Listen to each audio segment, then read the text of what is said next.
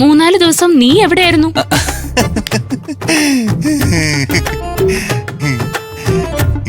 ഞാനും ഫ്രണ്ട്സേ നിന്റെ കാര്യം ഓർത്ത് വിഷമത്തിലായിരുന്നു. നീ എന്താടാ പറയാതെ പോയത്? പറയണമെന്ന് കരുതിയതാ. പറയാൻ വന്നപ്പോ നിങ്ങൾ എല്ലാരും ഭയങ്കര ഉറക്കം. എനിക്കാണെങ്കിൽ അപ്പൊ തന്നെ പോയേ പറ്റൂ. പിന്നെ നിങ്ങളെ ശല്യപ്പെടുത്തണ്ടെന്ന് തോന്നി, അതുകൊണ്ടാണ് ഞാൻ പറയാതെ പോയത്.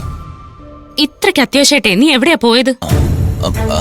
അത് ഞാൻ എന്റെ അമ്മ അന്വേഷിച്ചു പോയതാ. നിന്റെ അമ്മ അതിനെവിടെയുണ്ട്? അമ്മ അതിപ്പോ ഒരു സ്ഥലത്തുണ്ടെന്ന് എന്റെ മനസ്സ് പറഞ്ഞ പോലെ തോന്നി, അതുകൊണ്ടാണ് ഞാൻ ആ സ്ഥലത്തേക്ക് പോയാ. അതേതാ സ്ഥലം? സ്ഥലത്തിന് എന്താ പേരില്ലേ? പറയാം, എനിക്കിപ്പോ അത് നല്ല ഓർമ്മ വരുന്നില്ല. നീ നിന്റെ അമ്മ അന്വേഷിച്ചു പോയിട്ട് അമ്മയെ കണ്ടെത്തിയോ?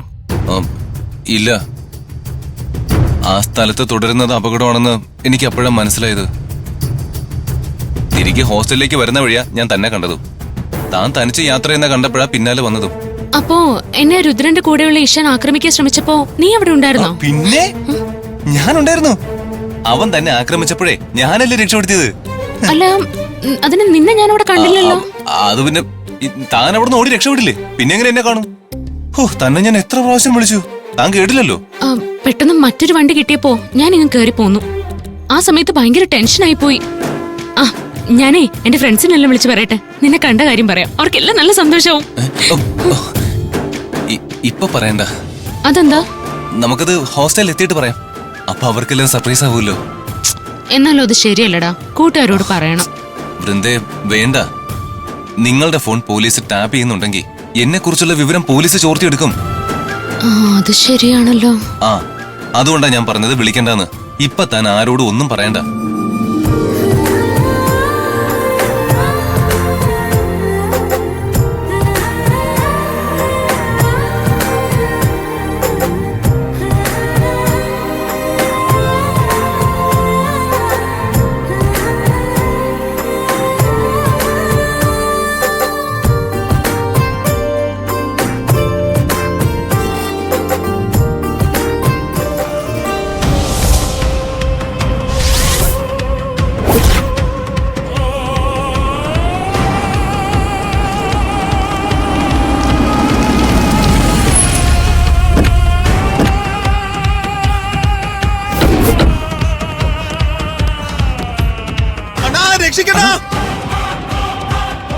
അയ്യോ, ഞാൻ ഇപ്പൊ ചത്തുവേ.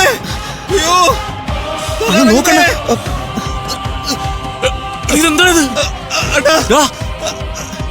താഴെ ഇറക്കണ്ട, എന്നെ എങ്ങനെങ്കിലും ഒന്ന് രക്ഷിക്ക്. എടാ വിക്കി, എന്നെ എങ്ങനെങ്കിലും താഴെ ഇറക്കണം, ഇല്ല ഞാൻ ചത്തു. ചേടാ, ഇതിപ്പോ തൂങ്ങിച്ചാവാൻ വന്നവൻ കാലി കുരുക്കിട്ട് തലകീഴ കെട്ടി തൂങ്ങിയ അവസ്ഥയല്ല. അണ്ണാ, ഇനി നോക്കി നിൽക്കാതെ എന്നെ ഒന്ന് താഴെ ഇറക്കണ്ട. അവിടെ വിക്കി ഒന്ന് അയച്ചിറക്കടാ. മരത്തിൽ കയറേണ്ടി വരണോ? മരത്തിന്റെ മോളിൽ കയറിട്ടോ മരം മുറിച്ചിട്ട് അവിടെ താഴെ ഇറക്കണം. പോയി കയറാ. കുഴപ്പമില്ല, പിടിച്ചോ, കയ്യിൽ പിടിച്ചോ. വേഗം കേറണം. കുഴപ്പമില്ല, അവൻ കയറുന്നുണ്ട്. പേടിക്കാതെ കേറിയടാ.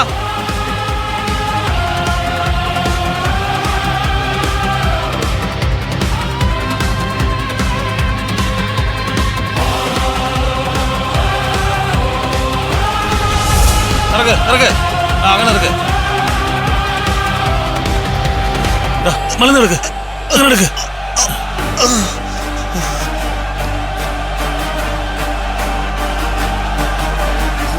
ഷാനേടാ, എഴുന്നേക്കടാ.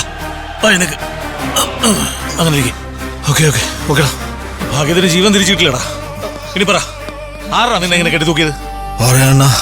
അതിന് കുറച്ച് വെള്ളം. ഈ കാടിനകത്ത് എവിടാ വെള്ളം ഇരിക്കുന്നത്? പുറത്തിറങ്ങിട്ട് വാങ്ങിച്ചു.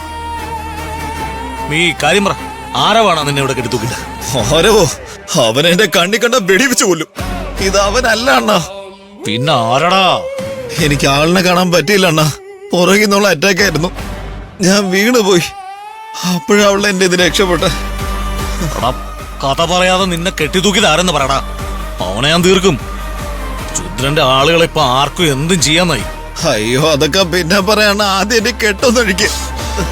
അയ്യോ, മോഴക്കുന്നിലേക്ക് പോയ നമ്മുടെ 4 പേരെ ടയറിന്റെ കാറ്റ് തീരുന്ന പോലെ തീർന്നു പോയത്. എന്നിട്ട് നിന്നെ കെട്ടിത്തൂക്കിട്ട് നീ കണ്ടില്ലെന്ന് പറഞ്ഞ? അതാണ് ഈ സംഭവത്തിന്റെ ട്വിസ്റ്റ്. പറടാ, നിന്നെ ഈ മരത്തിൽ കെട്ടിത്തൂക്കിയത് ആരാ? എന്നെ മരത്തിൽ കെട്ടിത്തൂക്കിയത് ആരവല്ല. പിന്നെ ആരാ? അതൊരു അദൃശ്യ ശക്തിയാണ്. അദൃശ്യ ശക്തിയാ?